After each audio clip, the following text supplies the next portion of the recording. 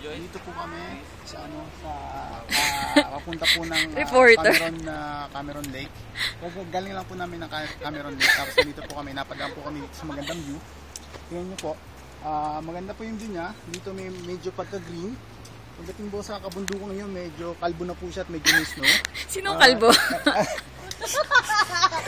Kalbo? Doon. Yun pare, kalbo yung kabundukan. Tapos pagdating mo dito, maganda rin, mag-green. Tapos pagdating mo dito, may parang may rocky stones na, rocky na nga stones pa. May rocky stone na parang mountain. Tapos maganda siya, view pa gano'n. Maganda rin kuhanan ng picture.